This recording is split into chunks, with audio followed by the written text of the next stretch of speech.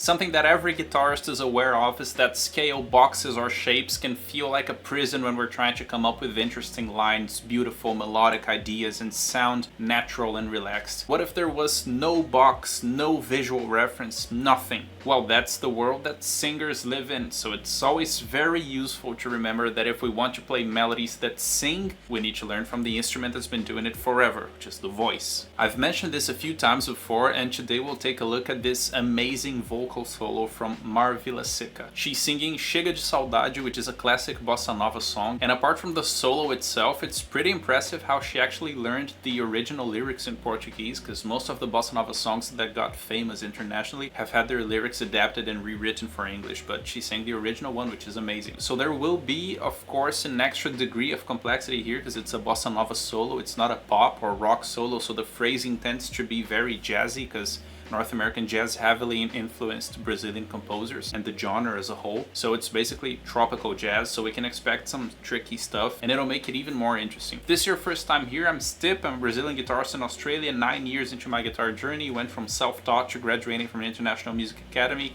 learned from a few legends along the way, and now I help intermediate guitarists level up and save time through efficient practice. This song has a very busy chord progression. It's the only song that has 2 full pages on the real book. Most of the songs have like 1 page, or even not even a page, like half a page. This song is huge. Starts in D minor and then changes to D major. So this is near the end. They're like looping a certain section near the end. By the way, I also have a video here in this channel playing this exact song with a quartet ensemble, so I'll leave the link in the description so you can check it out. This is not even the solo section yet, but I find it very interesting how she doubled the whole intro melody here. I love this melody.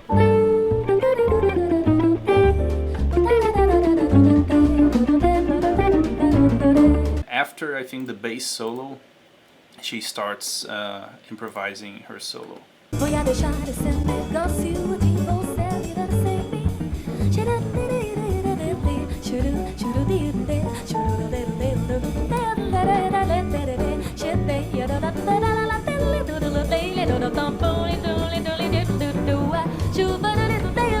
Some of the melodies she sings, you can almost imagine another instrument like a saxophone or a guitar playing these exact melodies because of how much she's in tune. So she's throwing in some interesting motifs, some interesting repetitions, and there were some motions in the solo that were very guitar-like, especially this part here. This part. There's some crazy arpeggios, I think, that she's doing as well.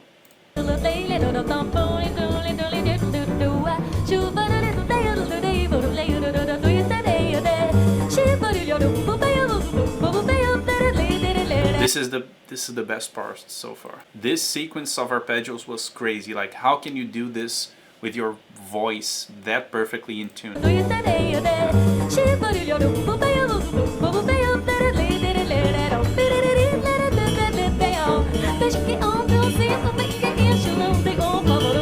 Some dancey motifs. Always important to pay attention to these things as well, the motifs here.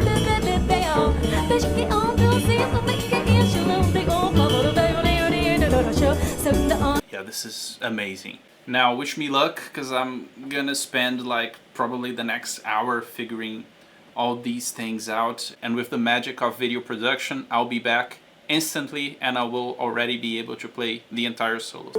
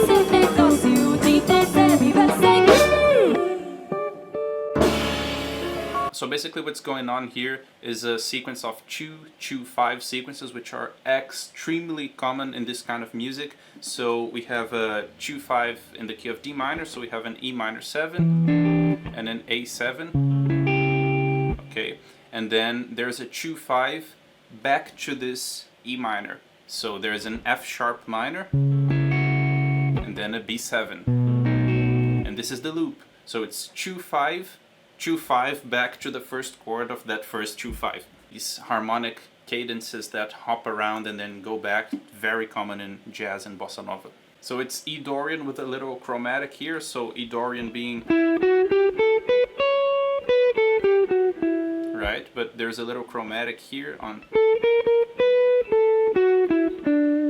So it sounds very pentatonic. It's basically D major what's going on here. But since it's over this chord, if we compare the notes, it's sounding, it's E Dorian. And then over this A7, there's something interesting going on. So A7 being A mixolydian, right? And the second degree of the A mixolydian scale is a B minor. So she's basically jumping around, getting a little groovy with the motif using the second degree of A mixolydian. Basically using the intervals of second, fourth, and sixth, right? And so she's playing around with motifs inside that triad idea. And to me, we have one of the nicest phrases here, which is basically using the same scale. An interesting part here, she's using the F sharp minor scale over F sharp minor itself, F sharp minor 7 in this case. So there's an interesting string skipping here. And then she gets into that very guitar-like pentatonic motif. Check it out.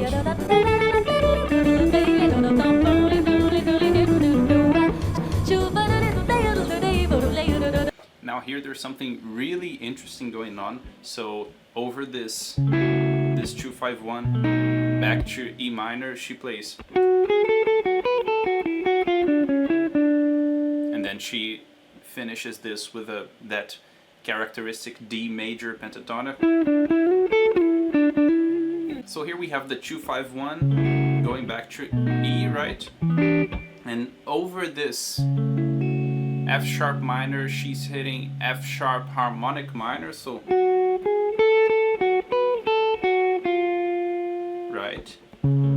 So turning this into a here.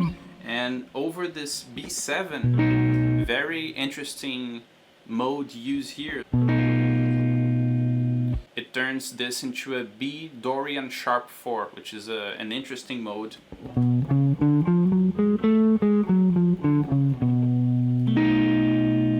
Okay.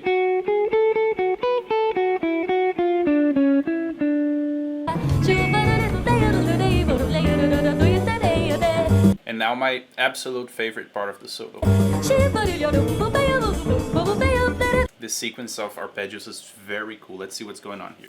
She's doing a chromatic sequence of minor arpeggios with a major 7s. So you might or might not have heard of this chord, of this arpeggio before, but just like we have the major 7 chords, for example in D, we have the major 7, you have the minor 7, there's a chord in between which is the minor chord with a major 7, which is this chord.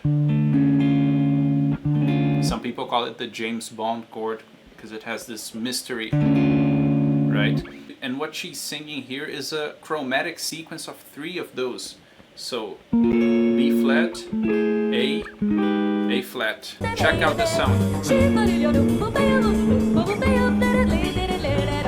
And so over the B7 here, she throws in the A minor with a major 7. The way we could interpret this is that here, over B7, these intervals of this arpeggio would be giving us a flat 7, so mixolydian interval, 11th, also mixolydian interval. 13th, also mixolydian interval, but here we have a flat second. So there is this harmonic major scale mode called the mixolydian flat 2. So the way I interpret this, at least for now, is that the central idea of these three is that this A minor major 7 is the central idea. It's basically turning this B7 into a B7 flat 9, 11, 13. So bringing some interesting tensions here. So there's this thing we study in advanced guitar, which is fixed structures. And this is basically when you want to use a spicy phrasing or a dense outside kind of play. You can get whatever structure of intervals that you want, and you can just repeat this structure across the guitar neck. So let's say I chose a random structure here, like I could be moving this randomly around. Something like that. So the way I interpret this, at least for now, is that this A minor major 7 here is the central idea, right? So it's implying that mode, and the two other ones, which are one on each side, so the B flat and the A flat, they are like these fixed structures that are going on chromatically here. And the chosen structure was the minor major 7 arpeggio. So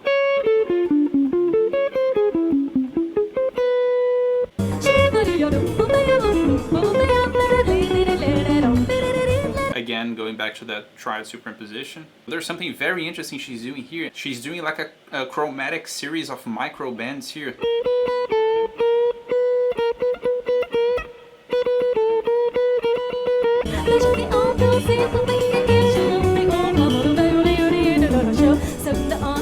It's not something we usually see on guitar, but again, that's the magic of vocal melodies. Melodies bring us some unexpected movements.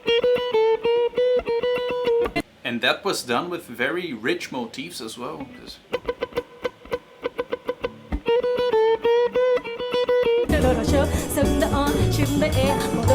Motifs again.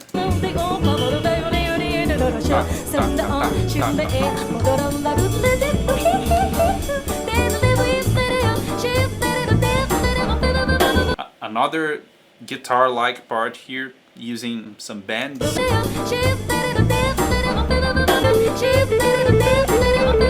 There's an E harmonic minor here.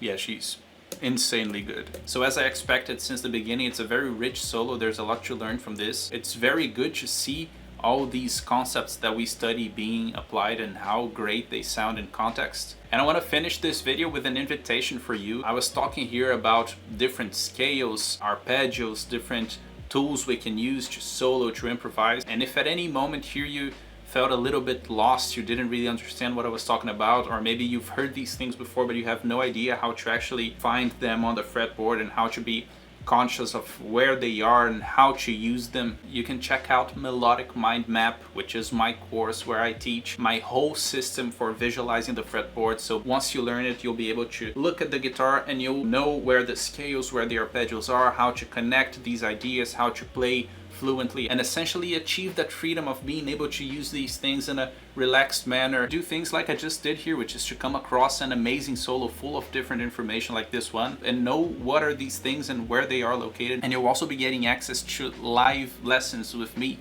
So you can ask me whatever you want. We can figure out stuff together. I can help you achieve your goals. So if you want to make some good progress and essentially learn stuff that will give you the freedom and the comfort to play what you want, so visit melodicmindmap.com and you'll get every information you need. So that's it for today. I hope you liked this video. Drop a like if you did. You can comment any suggestions of stuff that I can analyze in future videos if you want, and I'll see you on the next one.